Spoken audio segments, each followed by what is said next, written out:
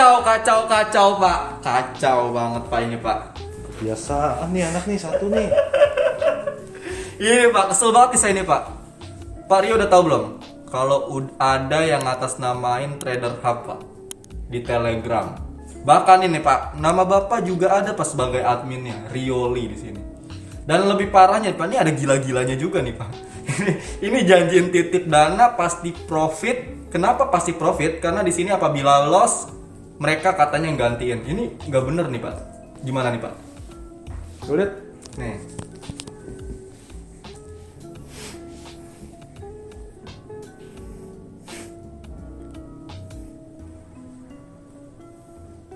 Sakit jiwa. Ini nama Bapak ada juga nih Pak. Gimana nih? Ya sebenarnya kalau masalah ini saya sih nggak terlalu kaget karena setahu saya sudah banyak teman-teman di lingkungan trader juga kena digituin kok. Ya termasuk juga master-master yang punya nama ya memang mereka memanfaatkan kondisi itu ya. Inilah yang saya bilang kadang-kadang kasus-kasus penipuan seperti ini yang besar-besar yang menjadi sorotan publik itu biasanya bergerak secara cepat ya. Nah yang seperti ini, yang kecil-kecil ini itu tidak menjadi perhatian. Tapi kalau kita mau bicara korban, saya juga udah lihat beberapa kali ada itu korbannya yang kena ya. Nah cuma mau gimana? Mereka memanfaatkan teknologi ya toh? Kemudian mereka tahu nama orang melalui cuma kalau saya lihat sekilas tadi fotonya ya dia nggak punya foto personal saya. Dia ngambil dari iklannya saya kan gitu. Ya. Nah, artinya saya cuma mau titip pesan atau kasih satu penyadaran aja kepada teman-teman misalnya yang kebetulan iklan-iklan seperti ini mampir gitu ya. Lebih kritis lah untuk melihat. Ya, sudah banyak memang korban-korban yang jatuh. Pertama adalah, ini sebenarnya pernah saya jelaskan di video-video sebelumnya. Yang pertama adalah kita apapun penawaran orang yang kita coba untuk kaji adalah masuk akal enggak? You know? Nah saya nggak perlu baca, cuma kayak saya udah sering baca. Betul. Titip dana, nggak ada rugi, 100.000 jadi berapa, 800.000 jadi berapa.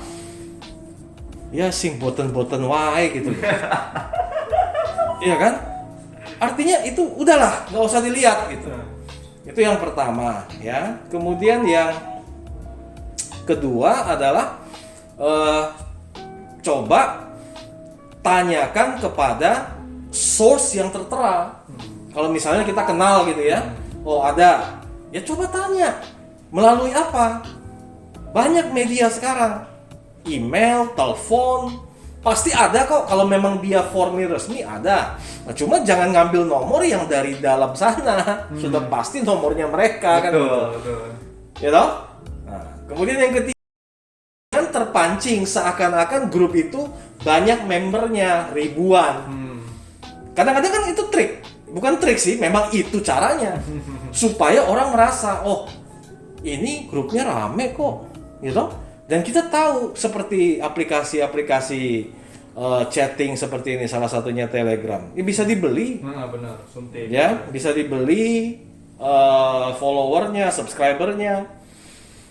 Ya saya kira itu. Bagi saya kita mau kejar seperti apapun, ya nggak bisa. Kalaupun bisa, mau lewat jalur mana? Ya kan? Kita mau lewat jalur lapor ke kepolisian.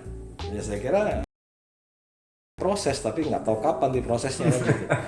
Ya kan? Betul, Nah, betul. lebih penting adalah kita memahami. Cuma memang saya menyayangkan yaitu apa?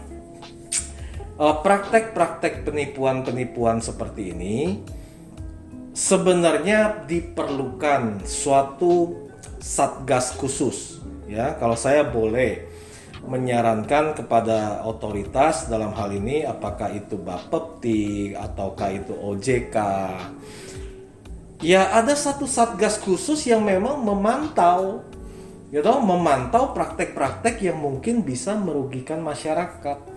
Yang terjadi selama ini kan adalah begitu kasus sudah besar, korban sudah banyak, sudah menjadi viral, baru itu ada aksi-aksi lanjutan.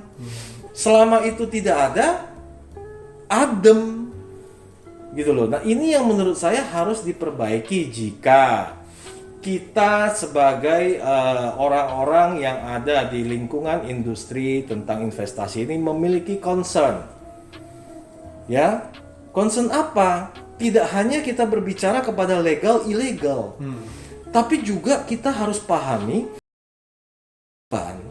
yang terjadi ini adalah dari masyarakat yang minim literasi. Minim literasi itu kan sedemikian rupa jumlahnya juga adalah sebenarnya orang-orang yang tidak mampu. Bukankah ini kasihan gitu loh? Ya kan? Dia duitnya ngepas karena ada suatu janji-janji surga, kemudian dia coba bluff, menguap. Menurut saya itu ya. Jadi terkait dengan kasus ini ya tetap saya akan melakukan tindakan ya, jelas ini merugikan baik itu dari sisi pribadi ataupun entitas. Nah, tapi di sisi yang lain saya dalam kesempatan melalui video ini saya ingin mengingatkan kepada teman-teman sekalian bahwa industri investasi itu kita, pribadi kita yang harus benar-benar aware. Caranya gimana? Saya udah sering ngajarin, saya udah sering kasih tahu, gampang kok. Pokoknya kalau Anda ketemu penawaran yang terlihat begitu indah, sudah, lebih baik nggak usah. Karena dunia ini tidak ada, apa ya orang bilang, banyak duren runtuh. Ya, kalau Anda semua ada perjuangannya, ada prosesnya. Ini kan nggak ada. Ya coba Anda lihat berapa pasti ini penawaran-penawaran yang sudah sering saya lihat ini gitu loh. Ya, sekian hari sekian persen, nah kemudian ada foto-foto orang dapat duit. Ini semua adalah rekayasa. Dan udah banyak yang kena. Ya. Nah, kalau kita di lingkungan ini sih ya tahu. Tapi kan orang kadang-kadang orang, "Wih, iya ya. Kemudian ada orang yang terkenal ya." Ya, kebetulan saya sih nggak terlalu terkenal, tapi banyak yang terkenal itu namanya dipakai. Ya. Kalau ketemu kita kebukin, cuma kan nyarinya susah gitu. Ya kan? Ya saya kira itulah ya, mudah-mudahan. Tapi Pak, kalau udah ada yang cloning kita nih Pak, itu secara tidak langsung juga menandakan bahwa kita udah terkenal sih Pak sebenarnya. Ya, sisi positifnya ya kita boleh mengambil kondisi itu, iya. Ya. Nah, tapi kalau saya pribadi, saya lebih concernnya adalah kalau bisa jangan jatuh korban. Oh, nah buat teman-teman trader hubnya harus diingat juga nih bahwa kita tidak pernah menerima titip dana apapun ya Pak. Yes. Nah Pak, ngomong-ngomong soal titip dana nih Pak, itu sebenarnya misal ada suatu entitas resmi lah istilahnya yang udah diawasi, dan itu boleh nggak sih sebenarnya walaupun itu di entitas resmi gitu, peraturan regulasi mengenai regulasinya gitu? Setahu saya nggak boleh. Nggak boleh ya? Sampai detik ini tidak boleh. Ya, karena semua transaksi ya harus dijalankan oleh si empunya dana. Ya, tapi saya tidak akan mengupas terlalu jauh. Silakan baca lagi regulasi-regulasi yang ada di dalam industri ini seperti apa. Oke.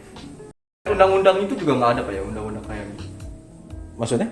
Undang-undang yang istilahnya buat yang larang lah gitu titip. Ya itu yang tadi saya bilang. Berdasarkan regulasi itu kan undang-undang salah satunya. Nah, undang-undang memang tidak memperbolehkan, tapi nantinya mungkin bisa ya. Tapi saya mungkin tidak akan mengupas itu terlalu jauh lah. Ya kalau ingin Anda lebih dalam mendalami, ya Anda bisa baca sendiri undang-undang. Tapi kalau misalnya kita bicara konteks kasus ini sudah pasti tidak, ya. Oke, baik Pak Rio. Nah, kalau dilihat juga lucu sih Pak ya. Banyak akun-akun yang seakan-akan mereka kayak makasih profitnya udah masuk, sukses selalu, nggak nyesel loh join di sini. Ini banyak banget. Sampai berapa akun? Ya itu kan koncone kabeh. Itu udah biasa kok itu trik. Sebenarnya ini receh gitu. Iya, receh. Penipu-penipu sampah. Jadi mereka itu nggak punya satu jaringan apa ya, yang cukup hebat, tapi ya mereka terfikir aja karena orang sekarang banyak yang gampang tergiur, ya kan? Kemudian dia pinjam nama seseorang, ya dari dia mainnya di persentase, mungkin dia akan gempur, dia akan undang 100 orang. Dari 100 orang itu ya nyangkut satu gitu ya, mereka hidup makan sebulan. Ya sama kayak kasus-kasus yang telepon penipuan, ya kasusnya sama. Sudah banyak yang paham, sudah banyak yang tahu, tapi kan satu dua ya ada aja yang kena gitu loh. Nah ini kan kasihan. Kadang-kadang yang saya sering lihat itu, yang kena itu justru adalah orang-orang yang tidak kuat secara finansial. Nah ini yang kasihan gitu loh. Nah artinya kalau misalnya nggak ada tindakan yang komprehensif untuk mengatasi atau mencegah ya. Nah sebenarnya sangat disayangkan ya. Cuma ya saya juga coba maklumin lah yang mau. Tapi seandainya OJK mau gaji saya hari ini, saya siap. Ngapain? Saya bantu duduk tiap hari adalah nangkepin yang beginian. Karena begitu baca pun saya tahu, ya. Jadi untuk OJK mungkin ada lowongan untuk saya betul-betul siap untuk membantu. Berarti counter sama siapa Pak kalau kayak gitu? Counter kita masih apa nih kalau misalnya ke OJK? Nah mungkin kalau OJK ada freelance misalnya Pak Rio. Oke Pak Rio, makasih nih Pak Rio atas pembahasannya nih kali ini nih Pak Rio. Nah mungkin Pak Rio punya pesan-pesan gitu buat satu patah dua patah kata lah buat teman-teman di sini gitu. Ya pesan sebenarnya tadi udah disampaikan semua ya. Intinya adalah yang paling penting ada penawaran apa yang meminta kita keluar duit dari kantong untuk pindah tempat, kuncinya satu. Kalau too good to be true, artinya terlalu enak ini dan terlalu gampang, lupakan. Oke baik. Nah Troopers perlu diingat juga ya bahwa Trader Hub sekali lagi ya, Trader Hub tidak pernah menerima titik dana dalam bentuk apapun ya. Dan kita juga selama ini selalu mengedukasi trader-trader ya Pak Rio, tidak tanpa henti, tanpa mengiming-imingkan fixed profit atau segala macamnya. Nah mungkin video ini teman-teman bisa bantu report Telegram yang penipu ini, nanti linknya ada di deskripsi. Nah mungkin itu saja video kita kali ini, sampai jumpa pada video selanjutnya.